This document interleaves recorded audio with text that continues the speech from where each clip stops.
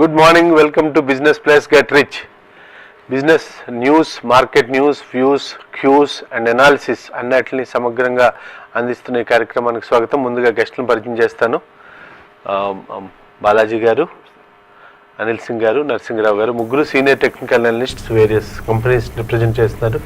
నరసింగరావు గారు కార్వి, మిత్రుడు అనిల్ గారు learn before you invest, sir own Dattas institute.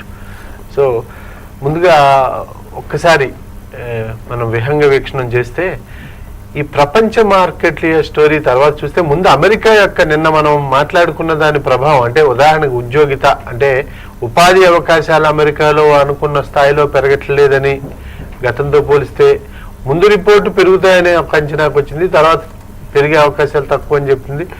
మనం దాని గురించి డిస్కస్ చేసుకున్నాం అనిల్ గారు.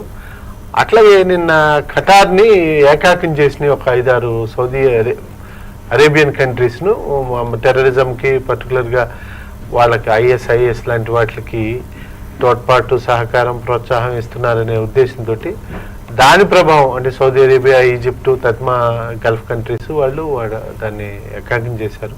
వాటి ప్రభావం కూడా నిన్న పడకుండా మళ్ళీ యథాతథ వేగం, అదే ఆకాశం వైపు ప్రయాణం, ఊర్ధ్వ దిశ, అవరోహణ ఏకోన్ముఖంగా పైకి వెళ్ళిపోతున్నాయి. సరే, ఇక నంబర్లో అన్ని పెరిగినాయి అని చెప్పడం కంటే కూడా Nifty, Sensex, MCSA, MSEM, BRIC, SX 40 start Times, ఈ స్ట్రైట్ టైమ్స్ ఇవన్నీ కూడా ఓవరాల్గా పెరిగినాయి. ఇంకా తగ్గినాయి మాత్రం 2 MSEA world, Hang Seng. So Nifty 50 9675 మళ్ళీ హైయెస్ట్, సెన్సెక్స్ కూడా 31309 31,309 రూపాయలు, అది 900 పాయింట్లు, అది హైయెస్ట్. ఆయిల్ పెరిగింది 0.078 దుబాయ్ క్రూడ్ మార్కెట్స్లో. అట్లాగే 10 year ఈల్డ్ ఉండే బాండ్ మార్కెట్ కూడా పెరిగింది 6.65 0.2%. దీంతో ఇంకా తత్మ విషయాలు మనం మెల్లిగా చర్చించుకుందాం. ముందుగా తమ వ్యక్తిగతమైన ఈ మార్కెట్ ట్రెండ్స్ అనాలిసిస్, లేకపోతే నిఫ్టీ బిహేవియర్. అనుకున్నట్టుగా Nifty future 9720 strong resistance and 9692 ఈ రెండు స్ట్రాంగ్ రెసిస్టెన్స్ జోన్ మధ్యలో 9699 హై చేసింది నిఫ్టీ ఫ్యూచర్. సో టచ్ అయింది.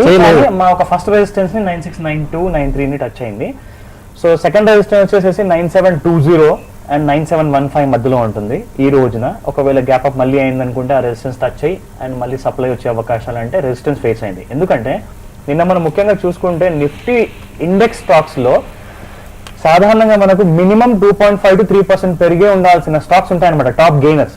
నిన్న మనం చూసుకుంటే లెస్ దెన్ 2% ఉన్నాయి టాప్ గెయినర్స్ కూడా. బజాజ్ ఆటో లాంటి stock, TCS, Larson and Toubro, ఇటువంటి స్టాక్స్ అన్ని 1% అండ్ చేంజ్ లో క్లోజ్ అయ్యాయి. అంటే ఇక్కడ ఏంటంటే మళ్ళీ మనం చూసుకునేది ఏంటంటే క్యాష్ మార్కెట్ లో మొన్న 22,000 కోట్లు అయితే నిన్న 20,000 కోట్లు అయింది cash market deliveries.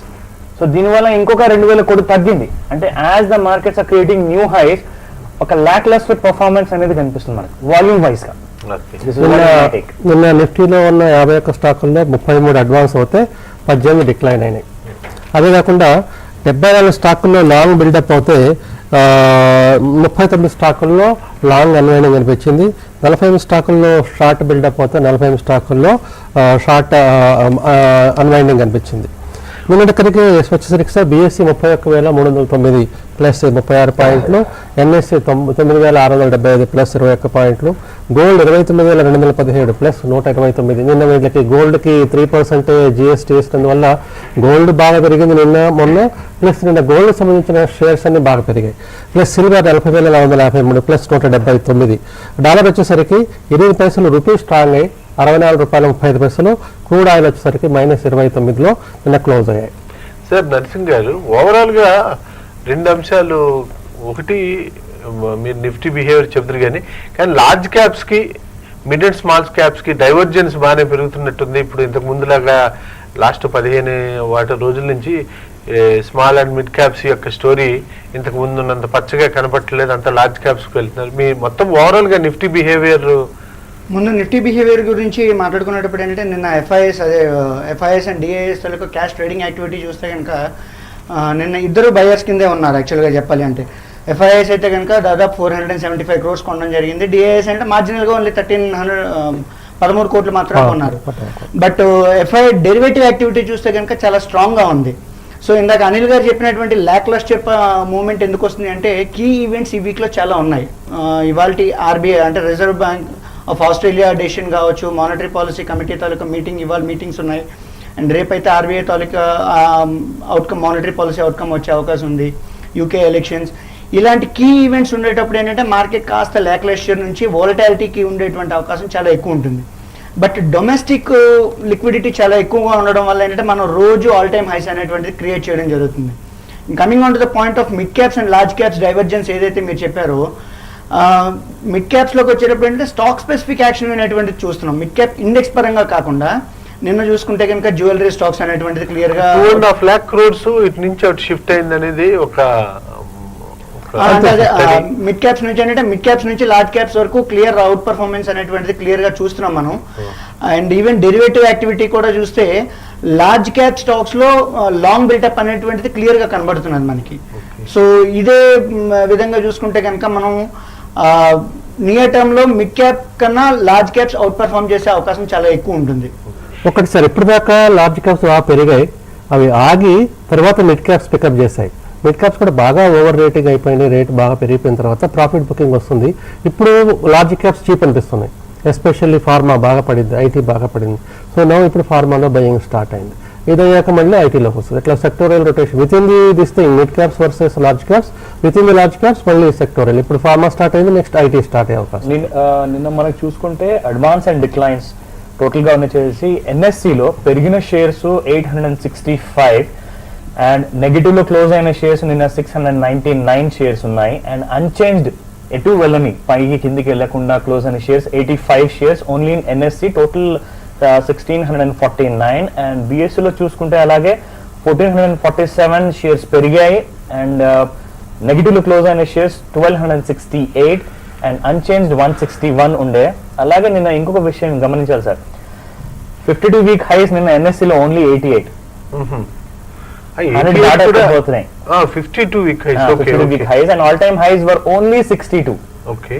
And the stocks made a new low. Comparison with last week of 15% at the తగ్గినట్టు. దాని ప్రకారం చూసుకుంటే అండ్ ఎఫ్ఐ మూవ్మెంట్ చెప్పారు నర్సింగ్ గారు. అండ్ మ్యూచువల్ ఫండ్ యాక్టివిటీ చూసుకుంటే మనము they were net buyers. Mutual funds were net buyers in equity and debt lo kuda they were net buyers by 356 crores and 236 crores simultaneously, both the things. And ఇప్పుడు finance minister గారు చెప్పింది main focus now is on banks, revival of this NPS. ఇప్పుడు already పిఎస్యూలో 6 లక్షల కోట్లు ఉంది, ఇది non performing assets. Restructure చేసిన 3,000 కోట్లు, 3 లక్షల కోట్లు, మొత్తం 9 లక్షల కోట్ల రూపాయలు ఓన్లీ పిఎస్యూకే రావాలి. ఇప్పుడు now they are going to bring out the list of defaulters and now కొత్తగా పాస్ చేసిన ఇన్సాల్వెన్సీ యాక్ట్ని అప్లై చేసి ఈ నాన్ పేయింగ్ కంపెనీస్ ఏదైతే ఉన్నాయో డైరెక్ట్గా వాళ్ళు పే చేయడం కానీ క్లోజ్ చేయడం కానీ చేసే అవకాశాలు బాగా కనిపిస్తున్నాయి. కాబట్టి ఇప్పుడు చిన్న విషయం చెప్పాలి sir, among all banks PSUs కంటే ప్రైవేట్ సెక్టర్లో ఉన్న నెంబర్ 1 ఇట్లాంటి రిస్కులన్నీ లేని bank number 1 ICICI bank, followed by HDFC and Indus bank. కాబట్టి ఏదైనా బ్యాంకులు కొందరించుకుంటే ప్రైవేట్లో preference should be go for ICICI. Nursing గారు, ఇప్పుడు మనకి గత రిజల్ట్స్, ఫైనాన్షియల్ రిజల్ట్స్లో చాలా కంపెనీలు తమ గత ఏడాది ఆర్థిక ఫలితాల కంటే ఆశాజనకంగా కనిపించలేదు. కారణాలు డిమానిటైజేషన్ ఇంకేమైనా మార్పులు కూడా ఉన్నాయి చాలా కంపెనీలు 1000+. సో ఇక్కడ ఏంటంటే యాక్చువల్గా half glass full, half glass empty అనేటువంటి పద్ధతిలో చూడొచ్చు మనం. ఈవెన్ డిమానిటైజేషన్ వచ్చినా కూడా ఆల్మోస్ట్ అదే రకంగా రిజల్ట్స్ అనేటువంటిది ఇన్లైన్ ప్రకటించడం జరిగాయంటే it is a bit of positive కింద మనం స్వీకరించవచ్చు యాక్చువల్గా చెప్పాలి. ముఖ్యంగా నిన్న మనం చూసుకుంటే యాక్చువల్గా రామ్దేవ్ అగర్వాల్ గారు the co founder and the co MD of Motilal Oswal and at the same time మన రమేష్ దమాని గారు ఏం చెప్పారంటే వారెన్ బఫెట్ అఫ్ కోర్స్ అందరికీ గురువు గారు.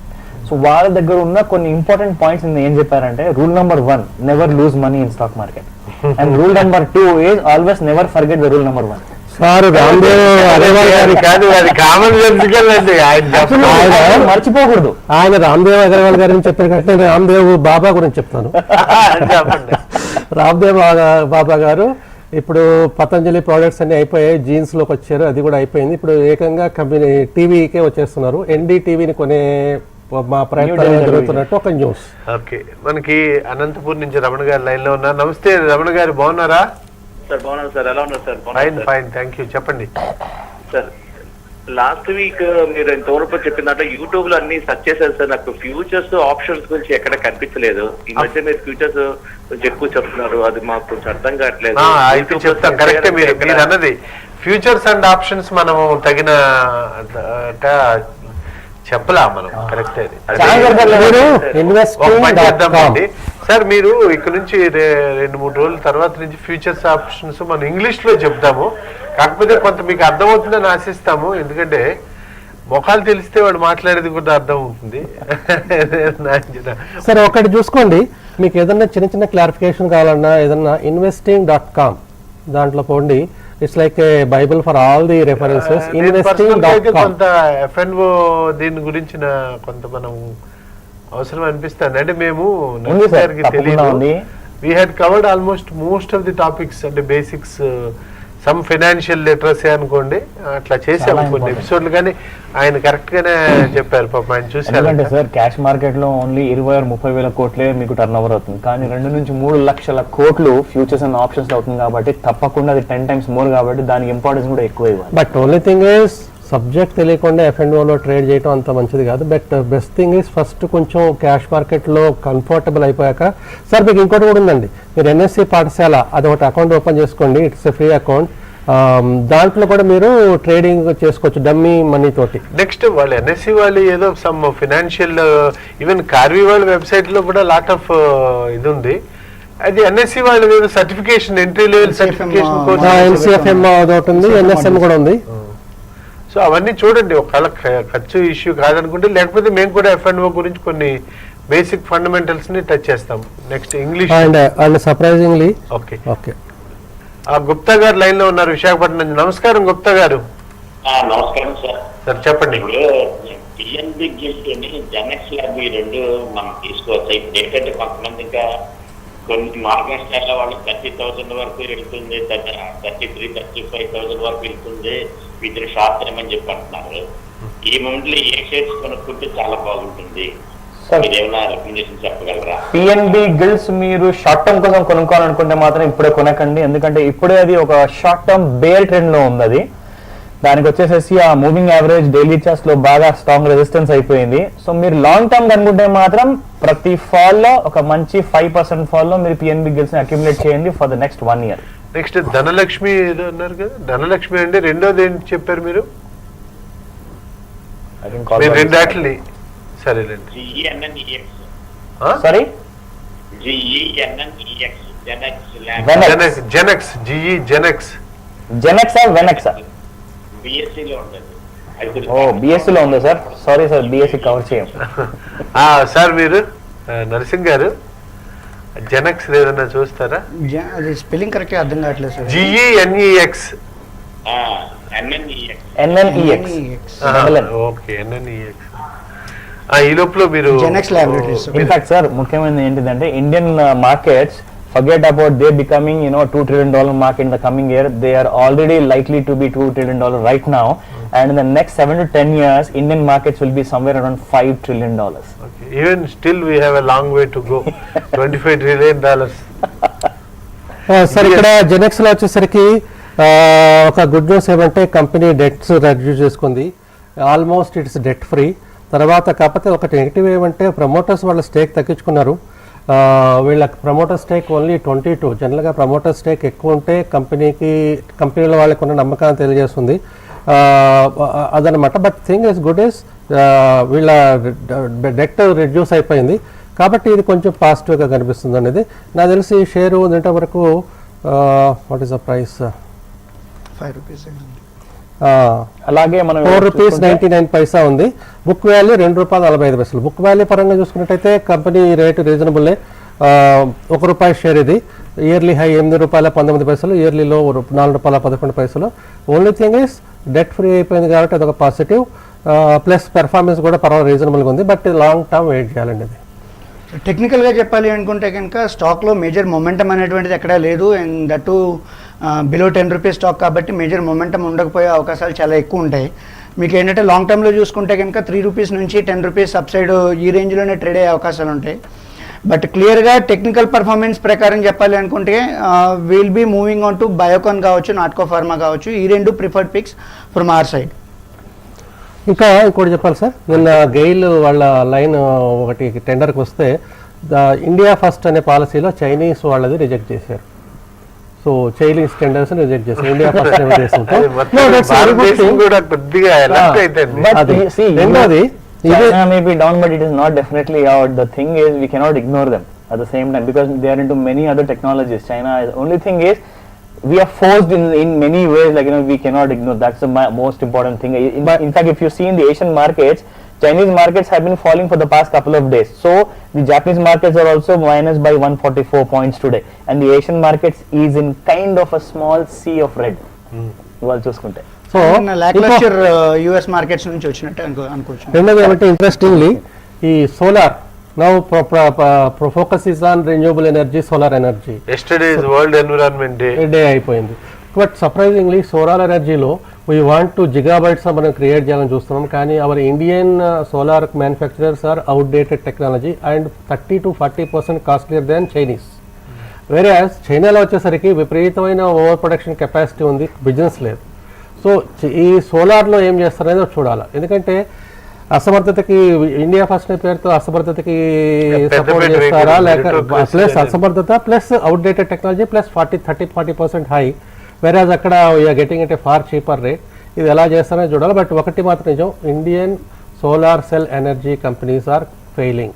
ఇన్ఫ్యాక్ట్ ఇండో సోలార్ అనే ఒక కంపెనీని ఆడిటర్స్ గోయింగ్ కన్సర్న్ కాన్సెప్ట్లో సంతకం చేయడానికి రిఫ్యూజ్ చేస్తున్నారు, ఆలోచిస్తున్నారు. ఎందుకంటే అది మునిగిపోతూ ఉంది. కాస్ట్ ఆఫ్ ప్రొడక్షన్ చాలా high, technology outdated and cheaper costlier than 40%. ఈ రోజు మా కంపెనీ వైపు నుంచి learn before invest is recommending buy HDIL at a price between accumulating for the next week 10 days వరకు 91.90 and 90.50 లో మీరు బై చేసుకోండి. ఫస్ట్ టార్గెట్ వచ్చేసి 95 rupees and second target 100 rupees. Buy with stop loss of 83 rupees. మీరేమన్నా మీ company నుంచి కానీ intraday కోసం అయితే కనుక ఒకటి యాక్సిస్ బ్యాంక్ అరౌండ్ 510 512 మధ్యలో బై చేసుకోవచ్చు. స్టాప్ లాస్ 500 పెట్టుకోండి. అండ్ టార్గెట్ అయితే కనుక 527 వరకు చూడొచ్చు. ఎందుకంటే నిన్న ప్రైవేట్ బ్యాంక్స్లో ఏదైతే మొమెంటం చూసామో, ఎస్ బ్యాంక్ కావచ్చు, యాక్సిస్ బ్యాంక్ కావచ్చు, సో అదే మొమెంటం కంటిన్యూ అయితే కనుక యాక్సిస్ బ్యాంక్ ఒకటి అవ్వచ్చు. అండ్ రెండోది వచ్చేటప్పుడు అయితే కనుక రిలయన్స్ ఇండస్ట్రీస్లో కాస్త బాటమింగ్ ప్రాసెస్ అనేటువంటిది కనబడుతున్నది మనకి. సో అదే కనుక ఉంటే కనుక ఇవాళ 1310 స్టాప్ లాస్తో 1355 టార్గెట్ వరకు చూడొచ్చు. ఐసిఐసిఐ డైరెక్ట్ వాళ్ళు వాళ్ళ టెక్నికల్ అనాలిసిస్ ప్రకారము లార్సెన్ అండ్ టుబ్రో రికమెండ్ చేస్తున్నారు buy target 1950, stop loss 1730, last closing అది 1804 రూపీస్. అంటే ఇది రీసెంట్ బ్రేక్అవుట్ ఏరియాని బేస్ చేసుకుని సజెషన్ ఇస్తున్నారు. అట్లాగే వేరియస్ ఇతర వాటిని కూడా మెల్లిమెల్లిగా మనం చెప్పుకుందాం. సార్ చాలా ఇంపార్టెంట్, చెప్పండి. స్టేట్ బ్యాంక్ ఆఫ్ ఇండియా మన భారతదేశంలోనే అతిపెద్ద QIP 15,000 crores ఇష్యూ పెట్టి తీసుకొస్తుంది ఇండియాలో ఇప్పటిదాకా. ఇప్పుడు మెర్జర్ తర్వాత state bank of India become one of the top banks in the world also. చెప్పండి నరసింహ. దానికి ఏంటంటే LIC వాళ్ళు మేజర్ స్టేక్ని వాళ్ళ QIPలో వాళ్ళు ఎక్వైర్ చేస్తారు అనేటువంటి రూమర్స్ కూడా రన్ అవుతున్నాయి. మోస్ట్ ప్రాబబ్లీ అరౌండ్ 7,500 crores వీళ్ళు LIC వాళ్ళే తిరిగి ఇవ్వచ్చు అని చెప్పేసి. In fact ICICI bank is coming out with another IPO with the ICICI Lombard లో. They are diluting some stake, a minority kind of a stake, so that they can come out with an IPO. In fact, ఈ insurance లో చాలా companies next month లో June లో చాలా companies IPO వచ్చే అవకాశం ఉంది. Around 6,000 crores or 20,000 crores big amount of IPOs in insurance sector. అదే ఇప్పుడు మన ఎంప్లాయీ ప్రావిడెంట్ ఫండ్స్ చాలా గవర్నమెంట్ ఆఫ్ ఇండియా పర్టికులర్ గా దత్తాత్రేయ గారి problem is problem of print too much money liquidity. అదే ఇంకా ఇది ఎలా రేపు ఈ రోజుకి మాత్రం ఈ నిఫ్టీ 9,700 అబౌవ్ ఇస్ బయింగ్ అండి. 9,700 దాటితే బై చేస్తే బెటర్. లాంగ్ పొజిషన్లో లాంగ్లో ఉండొచ్చు. ఫ్రెష్ లాంగ్ తీసుకోవాలంటే మాత్రం 9,700 దాటాక సపోర్ట్ వచ్చి 9633 ఉంది, అది వదిలితే 9621 ఉంది. 9633 కనుక దిగితే మాత్రం it is going to be in favour of bears. But in my view down side. Okay, వాళ్ళిద్దరు 9720 నిన్నటి నుంచి అనుకుంటున్నాము. అదొక స్ట్రాంగ్ రెసిస్టెన్స్ జోన్ అనమాట. సో 9750 దాటితేనే నిఫ్టీ ఫ్యూచర్ లో ఇట్ విల్ బి అనదర్ 9900 వరకు వెళ్ళే నిఫ్టీ స్కోప్ ఉందన్నమాట. సార్ మా వరకు వస్తే కనుక కీ ఈవెంట్స్ ముందు ఎప్పుడైతే ఉంటాయో వోల్టాలిటీ అండ్ చాపీనెస్ చాలా ఎక్కువ ఉంటుంది. సో అదే కంటిన్యూ చేస్తే కనుక 9600 నుంచి 9720 ఈ రేంజ్లోనే ట్రేడ్ అయ్యే అవకాశాలు చాలా ఎక్కువ ఉంటాయి. సో దానివల్ల ఏంటంటే బై ఆన్ డిప్ స్ట్రాటజీ అవలంబించడం అనేటువంటిది కరెక్ట్. సో 9650 9640 ఆ లెవెల్స్లో బై చేసుకొని 9600 స్టాప్ లాస్ పెట్టుకొని 9700 టార్గెట్ కోసం చూడమని ప్రిఫరబ్లీ ఇండివిజువల్ స్క్రిప్ట్ కంటే ఇండిసెస్ లో పొజిషన్ తీసుకోవడం సవాట్ బెటర్. నేను యాక్చువల్గా ఒక ఇద్దరు క్లయింట్స్ ఏమడిగారంటే ఆఫ్లైన్ లో, సో వాళ్ళు ఏమన్నారంటే they have made certain stocks లో సార్ అన్నట్టుగా ఒక 10-20 సంవత్సరాల నుంచి మంచి ఇన్వెస్ట్మెంట్ చేశారండి. ఈ బుల్ రన్ లో ఎన్కాష్ చేసుకుంటున్నారు వాళ్ళు.